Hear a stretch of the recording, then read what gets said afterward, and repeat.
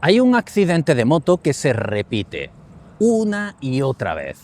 Un cruce, un coche que para, mira a la derecha, mira a la izquierda, arranca y se lleva por delante a una moto que pasaba por allí, sin culpa de nada. Y cuando preguntan qué pasó, el conductor siempre dice lo mismo. La misma frase. No le he visto. Te juro que no le he visto. Mentira, ¿verdad? Negligencia, descuido.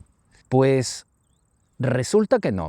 Resulta que hay una razón en nuestro cerebro que llevó a ese conductor a tropezar con aquella moto, documentado científicamente, que explica exactamente por qué ese conductor miró, pero no vio. Y cuidado con esto, Entenderlo cambiará completamente nuestra percepción de la carretera. Hoy os contaré 3 cosas que la ciencia lleva décadas estudiando y que la DGT no menciona en sus campañas. Venga, empecemos por el principio. Ojito con esto. Datos actuales, 6 de cada 10 accidentes de moto con lesionados son causados por otro vehículo. Y mientras, la DGT dándonos caña porque usamos la moto por ocio. Y sin embargo, ignorando lo que te voy a contar hoy. Un accidente típico en moto. El típico siniestro que más se repite estadísticamente. Un conductor en coche, con experiencia además, gira a la izquierda o arranca en un cruce y se lleva por delante a una moto que venía con preferencia. Ese accidente tiene un nombre científico, LBFTS, Looked but failed to see. Miró, pero no lo vio. Y lo que quiero contar hoy es que ese error tiene una explicación que no tiene nada que ver con que el conductor sea malo, sea descuidado o que esté pegado al móvil. No, tiene que ver con cómo funciona nuestro cerebro. El cerebro no funciona como una cámara, no graba todo lo que entra por los ojos. Lo que hace es predecir constantemente. Es un motor de predicción que, basándose en la experiencia previa, decide qué es relevante y qué puede ignorar.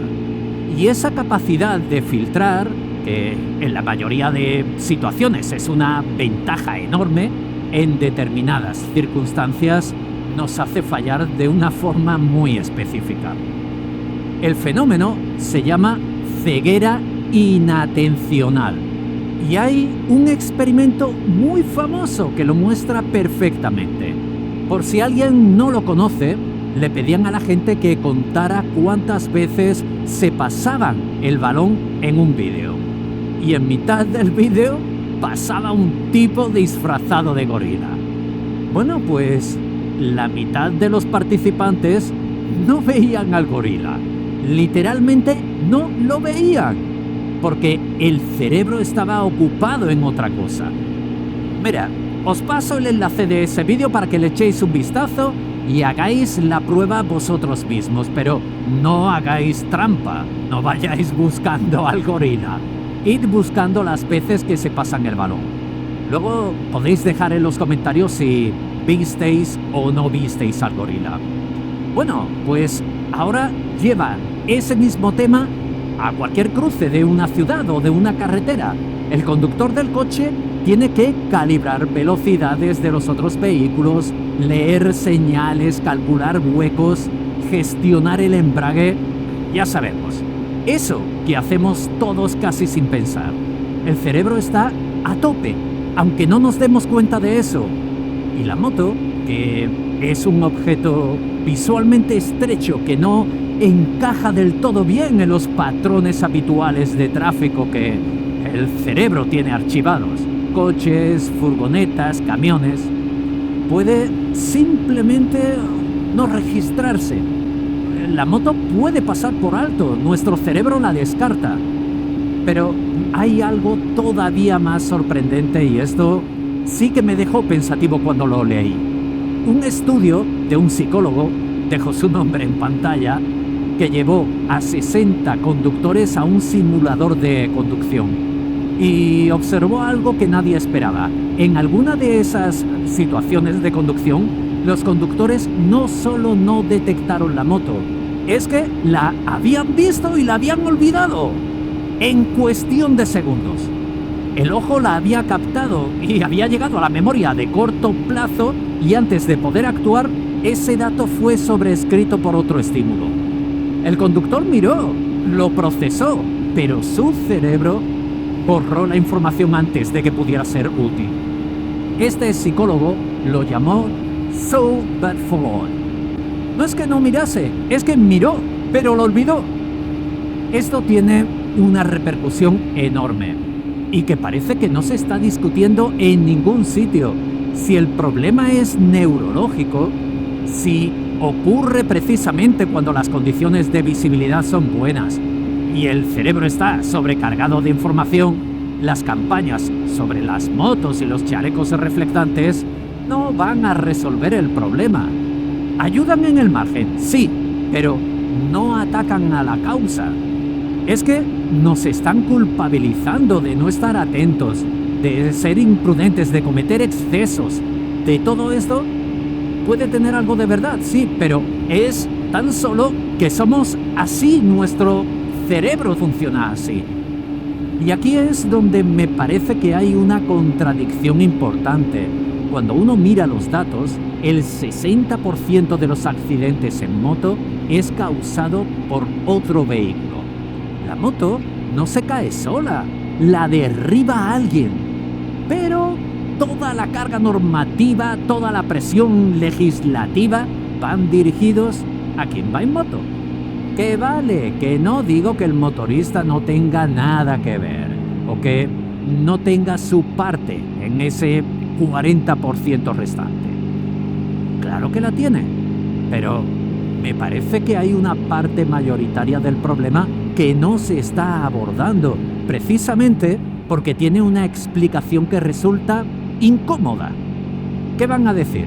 ¿El cerebro humano, el de cualquier conductor de coche, camión, autobús, de lo que sea, sin ningún problema especial, tiene un fallo de fábrica para detectar motos en cruce?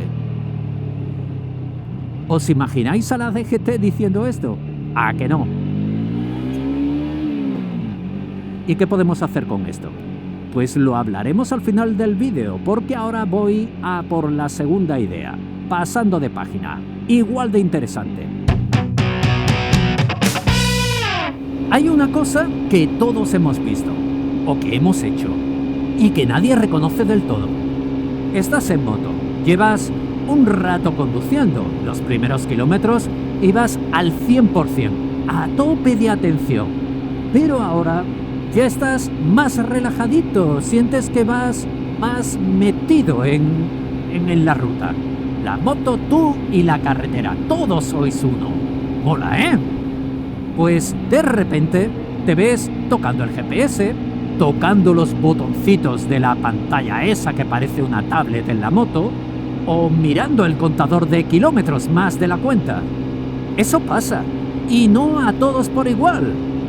Voy a echar mano de otro estudio, muy reciente, de 2025. Espero decirlo bien. La revista Iberoamericana de Psicología y Salud. Bien, pues analizó a más de 700 motoristas españoles y encontró algo que tiene bastante lógica, que cuando empiezas a pensarlo está bien, pero que nunca había sido medido con este rigor.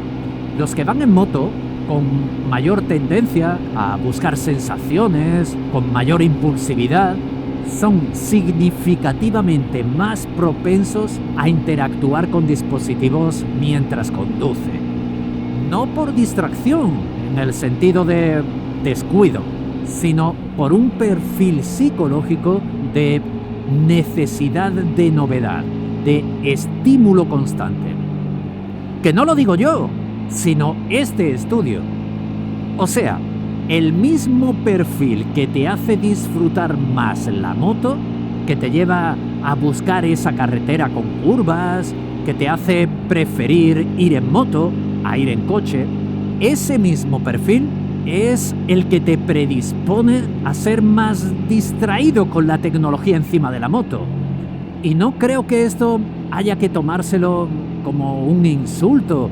No significa que si disfrutamos en moto es que seamos unos inconscientes. Es tan solo que hay una explicación psicológica y que las multas no cambian los perfiles de personalidad. Porque sí, la DGT multa con 200 euros y 3 puntitos el uso del móvil en moto cuando está en el soporte. Y está muy requete bien que lo haga. Vaya esto por delante. Tocar pantallitas mientras se conduce, 0. Pero si el comportamiento está vinculado a un rasgo de personalidad y no a una decisión racional de voy a arriesgarme, sí, voy a tocar la pantalla y arriesgarme. No.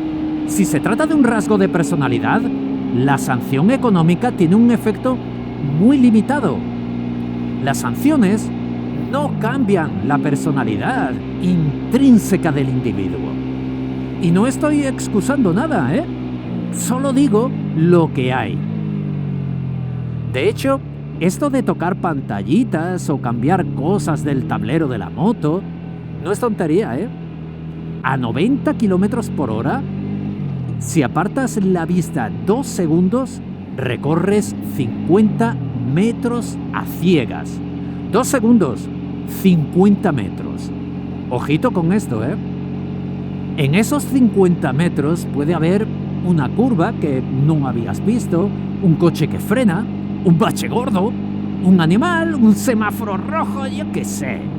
El punto de reflexión que me ha llevado a hablaros de esto, y que casi me parece lo más interesante, no es la lección moral de no toques las pantallas, no cambies cosas en el tablero, deja de leer tanta información en esa tablet que lleva tu moto.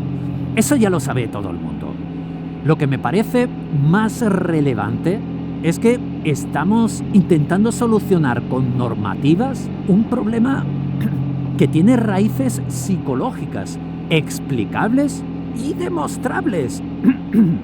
Y por eso, no sé si estamos teniendo la conversación correcta. No me refiero a la conversación entre tú y yo, no.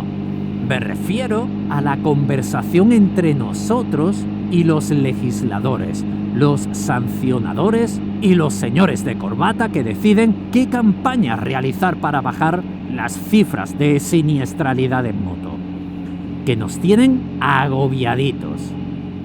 Vamos a por el tercer bloque, con algo de lo que también quería hablaros. Esto es lo que menos se habla y lo que más interesa. Voy a poner un dato en pantalla, que la primera vez que lo vi me costó creerlo.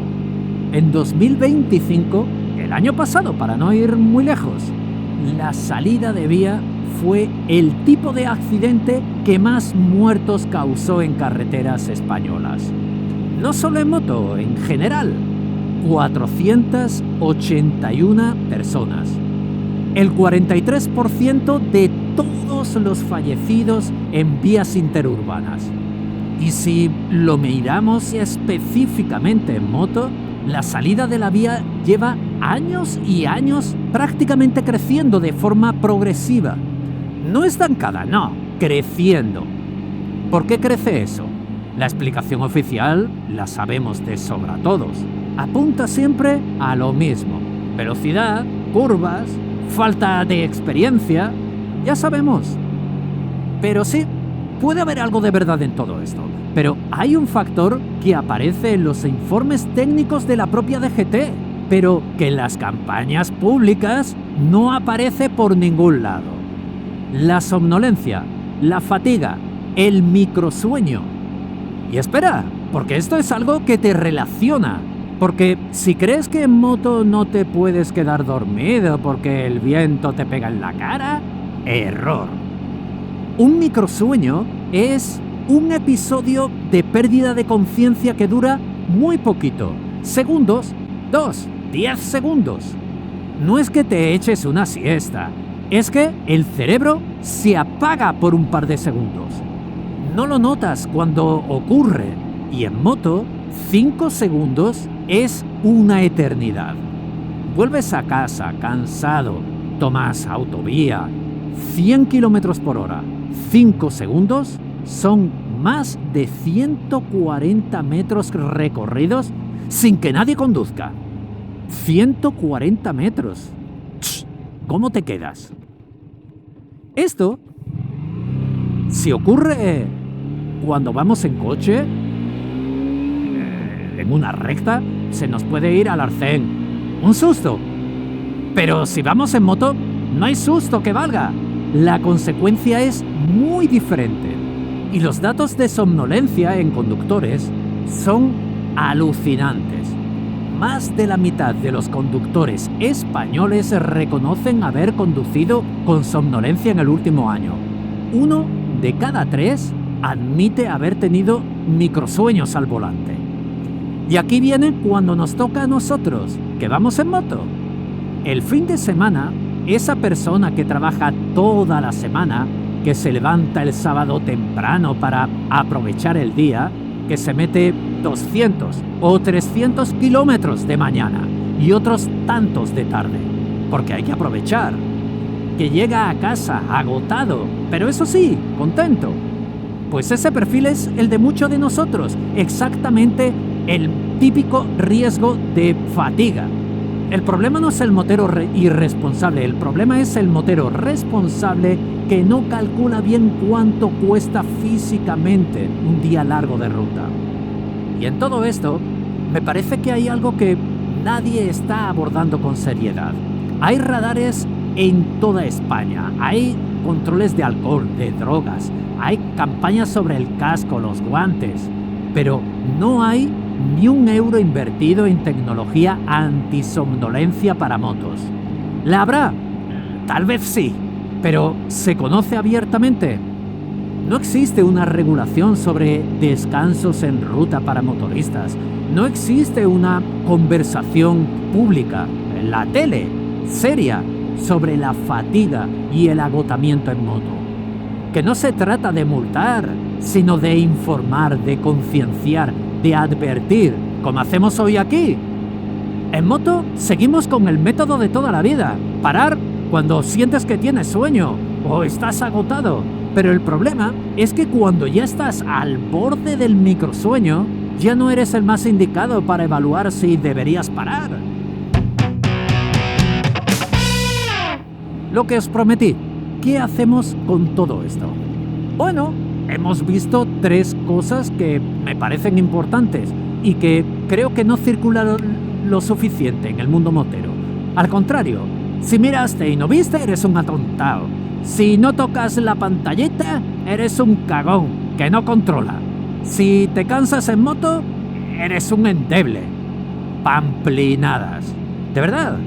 Primero, que el accidente más común en moto, porque hay un coche que te corta el paso porque el otro conductor te ha visto pero no lo ha procesado, lo más importante aquí es anticiparnos al error de los otros. No debemos tomarlo como ese es que no ha mirado, no, sino como ese cerebro tiene un fallo de fábrica. Saber eso te hace conducir de otra manera, en serio. Te hace pensar 2 veces antes de confiar en que te han visto. Segundo, que la distracción en moto no es solo descuido, sino que hay un perfil psicológico, exactamente el mismo perfil que nos atrae a las motos, que nos predispone a buscar estímulos, incluso cuando no toca. Reconocerlo no es malo, es información. Es decir, contemos que probablemente seamos propensos al impulso de tocar o estar leyendo la pantallita más de lo necesario. Y tercero, que el cansancio y el microsueño son probablemente el factor menos discutido y más peligroso en las rutas largas cuando ya vamos de regreso. Obligarnos a parar antes de tener sueño, 1 y 1000 veces, no cuando ya lo tienes. Esta regla tan simple salva vidas y sin embargo casi nadie la aplica. En coche sí, pero en moto, ¿sueño? ¿Eso qué es? Y encuentro una doble lectura en todo esto. Y no sé si lo veis igual que yo, pero lo que más me llama la atención de todo esto es la diferencia que hay entre lo que la ciencia lleva décadas documentando y lo que aparece en las campañas de la DGT. Es decir, hay una parte de los accidentes que tiene una explicación científica demostrada, una parte inherente al ser humano, a la que se intenta dar solución a base de multas. Espero que el capítulo de hoy os haya resultado interesante y que haya podido despertar en nosotros una percepción diferente para cuando salgamos en moto. Por mi parte, seguiré procurando traer contenido diferente o con un enfoque distinto. El que lo consiga o no es algo que ya tendréis que evaluar vosotros. Y ya sabéis, si tenéis algo que añadir, la cajita de comentarios está ahí para eso. Chavalillas y chavalillos, nosotros nos veremos de nuevo dentro de 7 días, con otros temas y otros asuntos. Sed muy felices mientras tanto con vuestras motos y hasta la semana que viene. ¡Adiós!